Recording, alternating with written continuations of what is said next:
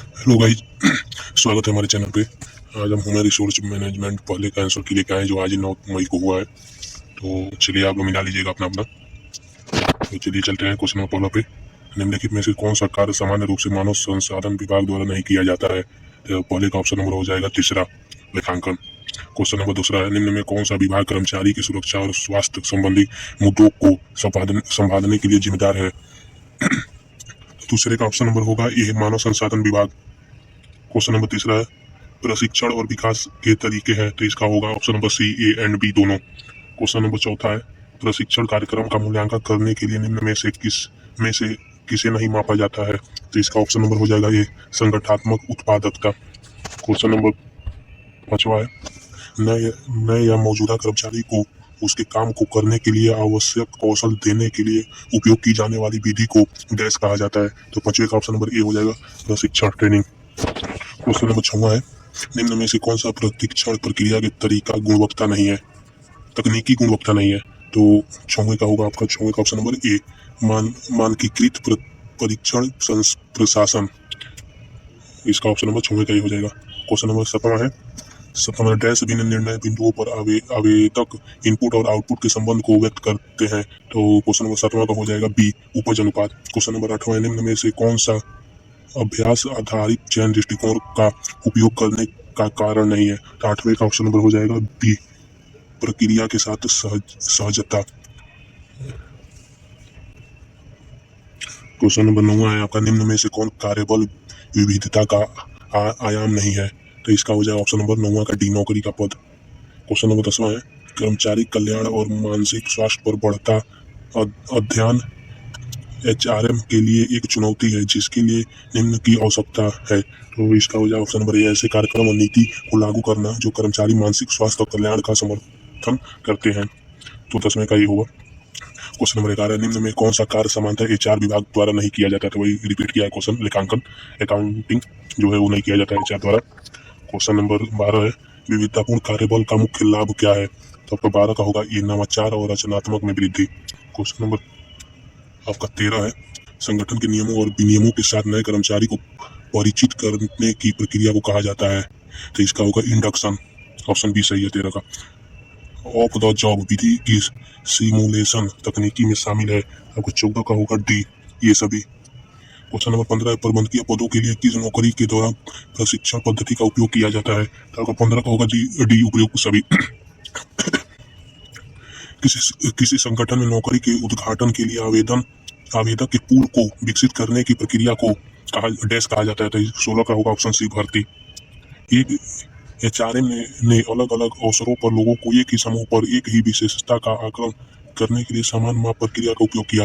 विश्वसनीयता का अनुपात लगाने की किस विधि का उपयोग किया जाएगा? तो आप इसमें आपका ए, परीक्षण और पुनः परीक्षण हो सकता है, लेकिन यहाँ डी भी आप ए ही सही होगा दोस्तों। यही ऑप्शन ज़्यादा सही लग रहा है, लेकिन देख लीजिए ए या डी में क्या हो सकता है। नहीं तो आप लोग बाद में कमेंट करेंगे कि मैं गलत बता रहा हूँ। ये वो नियुक्ति की रणनीति तैयार करते समय निम्न में से कौन सा निर्णय लिए जाने चाहिए? तो 18 का आपका होगा डी, 18 का होगा डी, उपयुक्त सभी। क्वेश्चन नंबर 19 है, गैर प्रबंधकीय पर्यवेक्षी और मध्य प्रबंध पदों के लिए भर्ती करते समय कौन सा बाहरी कारक सबसे महत्वपूर्ण है? तो इसका होगा ऑप्शन नंबर सी, श्रम बाजार, लेबर मार्केट। विविधतापूर्ण कार्यबल का मुख्य लाभ क्या है? तो 20वां का होगा ऑप्शन नंबर ए, नवाचार और रचनात्मक में वृद्धि।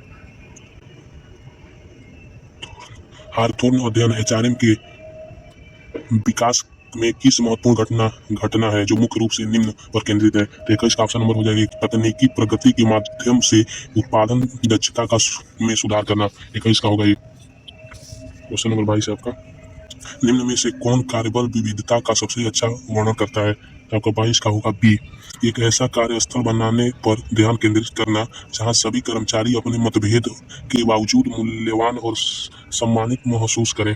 इसका ऑप्शन बी, 22 का सही है। ऑप्शन नंबर 23 है, मानव संसाधन नियोजन, भर्ती, चयन, नियुक्ति और कर्मचारी की नियुक्ति में शामिल है? तो 23 का होगा आपका ऑप्शन नंबर डी, मानव संसाधन का अधिग्रहण। और इसमें ऑप्शन नंबर ए भी सही लग रहा है, मानव संसाधन का विकास, लेकिन अधिक सही ऑप्शन डी लग रहा है। बाकी आप लोग कमेंट कीजिएगा क्या आप लोग लगाए हैं। और चलते हैं क्वेश्चन नंबर 24 पे, लेकिन इसमें 23 का आपका क्वेश्चन नंबर 23 का डी सही है, मानव संसाधन अधिग्रहण। ऑप्शन नंबर 24 है, निम्न में से कौन सा साक्षात्कार विधि निर्धारित करने के लिए उपयोग की जाती है। 24 का होगा बी, आवेदक और नौकरी की मांग के बीच फिट होने की डिग्री। ओजेटी का अर्थ है ऑन द जॉब ट्रेनिंग। 25 का क्वेश्चन नंबर 26 है, सीखने को अधिकतम करने के लिए प्रशिक्षण सत्रों के लिए निम्न में क्या अनुशंसित है। एक पूरा दिन, एक आधा दिन, तो इसका ऑप्शन नंबर बी होगा एक आधा दिन। मानव संसाधन प्रबंधन की प्रक्रिया है, आपका 27 का हो जाएगा। 27 का ऑप्शन होगा हमारे हिसाब से भर्ती एवं चयन एंड कार्यबल उपयोग। तो इसका ऑप्शन होगा भर्ती एवं चयन या कार्यबल उपयोग। तो दोस्तों यहाँ पे हमको ऑप्शन नंबर सी सही लग रहा है, कार्यबल उपयोग। मौजूदा या अनुमानित नौकरी के रिक्त पदों को भरने के लिए प्रासंगिक योग्यता रखने वाले व्यक्ति को चुनने की प्रक्रिया डैश है। तो आपका 28 का होगा ऑप्शन नंबर बी, चयन प्रक्रिया। क्वेश्चन नंबर 29 है, डैश संभावित कर्मचारी को खोज करने और उन्हें नौकरी के लिए आवेदन करने के लिए प्रेरित करने की एक प्रक्रिया है। तो इसका ऑप्शन नंबर सी होगा भर्ती। क्वेश्चन नंबर 30 है, भर्ती प्रक्रिया में कितने चरण शामिल है। तो इसका ऑप्शन नंबर होगा डी, 5। क्वेश्चन नंबर 31 है, निम्न में कौन से समूह के लोग अधिक रचनात्मक होते हैं। तो इसका सजातीय, इसका दोस्तों सजातीय ऑप्शन सही है या विषम सजातीय सही है दोस्तों। निम्न में से कौन कर्मचारी सशक्तिकरण का लाभ नहीं है। तो आपका 32 का होगा, 32 का सी, कर्मचारी स्वायत्तता में कमी। क्वेश्चन नंबर 33 है, वर्तमान कारोबारी माहौल में एचआरएम के लिए निम्न में से कौन सा एक महत्वपूर्ण उभरती चुनौती है। तो 33 का आपका ऑप्शन नंबर हो जाएगा ए, विषम कार्यबल का प्रबंध करना और समावेश को बढ़ावा देना। ऑप्शन नंबर 34 का स्टीफन नाप ने एचआरए को मानव संगठनात्मक इनपुट जैसे भर्ती प्रक्रिया अनुभव और डैश माप के रूप में परिभाषित किया। तो इसका ऑप्शन नंबर होगा 34 का बी, विकास डेवलपमेंट। क्वेश्चन नंबर 35 है, निम्न में से कौन सी एचआर मैनेजर के लिए एक विशिष्ट योग्यता नहीं है। तो आपका 35 का होगा ऑप्शन नंबर बी, एक विशिष्ट उपयोग में तकनीकी विशेषज्ञता। ऑप्शन नंबर 36 है, निम्न में कौन सा एचआरएम की विशेषता नहीं है। तो 36 का आपका ऑप्शन नंबर हो जाएगा एक, नौकरी उन्मुख। क्वेश्चन नंबर 37 है, नए कर्मचारी को संगठन के नियमों और विनियमों को परिचित कराने की प्रक्रिया को कहा जाता है। तो इसका देखिए दोस्तों ये रिपीट हुआ है, इंडक्शन। इसका बी सही है। प्रशिक्षण कार्यक्रम में पहला कदम है। तो इसका 38 का होगा ऑप्शन नंबर डी, जरूरतों का विश्लेषण करना। Option number D, conduct a needs analyse. Option number D C, जब एक साक्षरकर्ता पहले से प्रश्न की एक सूची तैयार करता है और उम्मीदवारों से जानकारी प्राप्त करने के लिए उस प्रश्न को पूछता है, इसे। इसका ऑप्शन नंबर 39 का होगा एक संरचित साक्षरकार। इसका ऑप्शन नंबर ए सही है। क्वेश्चन नंबर 40 है, निम्न में से कौन सा भर्ती के आंतरिक स्रोतों का लाभ नहीं है। तो आपका 40 का होगा ऑप्शन नंबर डी, बढ़ी हुई देखभाल। क्वेश्चन नंबर 41 आपका एक प्रमुख आंतरिक कारण जो भर्ती कार्यक्रम की सफलता को निर्धारित कर सकता है वह यह है कि कंपनी डैश में संलग्न है या नहीं। तो इसका ऑप्शन नंबर हो जाएगा 41 का ए, एचआरपी। निम्न में से कौन कर्मचारी शक्तिकरण का उदाहरण है। तो 42 का होगा आपका ऑप्शन नंबर डी, कर्मचारी को निर्णय लेने की प्रक्रिया में भाग लेने की अनुमति देना। आपका क्वेश्चन नंबर 43 है, किसी संगठन में कार्यबल विविधता को बढ़ावा देने की प्राथमिक लाभ निम्न में से कौन सा है। तो आपका 43 का ऑप्शन नंबर होगा डी, कर्मचारी जुड़ाव। और ये ऑप्शन 43 का आपका ऑप्शन नंबर डी सही है, कर्मचारी जुड़ाव और नवाचार में वृद्धि। ये भी क्वेश्चन दोहराया हुआ हमको लग रहा है। निम्न में से कौन मानव संसाधन प्रबंधन की विशेषता नहीं है। तो आपका 44 का ऑप्शन नंबर डी, अल्पकालीन लाभप्रदता को प्रोत्साहित करना। क्वेश्चन नंबर 45 है, जब मानव संसाधन और औद्योगिक विकास में वृद्धि होती है तो यह भी उत्तेजित करता है अर्थव्यवस्था, इकोनॉमी को उत्तेजित करता है। इसका ऑप्शन नंबर 45 भी सही है। क्वेश्चन नंबर 46 है, निम्न में से कौन सा एचआर मैनेजर की प्राथमिक कार्य नहीं है। आपका 46 का ऑप्शन नंबर डी से दिन प्रतिदिन परिचालन कार्यों को सीधे प्रबंध। 46 का आपका ऑप्शन नंबर डी है। क्वेश्चन नंबर 47 है, निम्न में से कौन नीति विकास में एचआर मैनेजर की भूमिका का एक उदाहरण है। आपका 47 का ऑप्शन नंबर होगा बी, नीतियों को बनाए और परिष्कृत करने के लिए हितधारकों के साथ सहयोग करना। इसका 47 ऑप्शन नंबर बी सही है। 48 निम्न में से प्रशिक्षण के कौन लाभ हैं।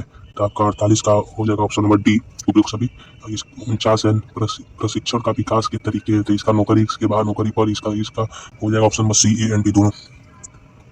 क्वेश्चन नंबर 50 है, आखिरी क्वेश्चन है, निम्न में से कौन सा प्रक्रिया किसी कर्मचारी को किसी विशेष कार्य को करने के लिए ज्ञान और कौशल प्रदान करने को बढ़ावा देता है। तो इसका हो जाएगा ट्रेनिंग, प्रशिक्षण। तो इसका आपका 50 के 50 MCQ हमने कंप्लीट करा है। अब चैनल पे नए तो चैनल को लाइक कमेंट करे, क्या कहते हैं, सब्सक्राइब कर दीजिएगा एंड वीडियो को लाइक कर दीजिएगा। और एक जो भी गलती है एक बार कमेंट कीजिएगा, उसको मैं देखूंगा। तो चलिए मिलते हैं अगले वीडियो में कल। HRM सेकेंड का आंसर की लेके आते हैं। आप कमेंट जरूर कीजिएगा चाहिए कि नहीं आपको। चलिए बहुत बहुत धन्यवाद। मिला लीजिएगा और बताइएगा आपका कितना सही हुआ है।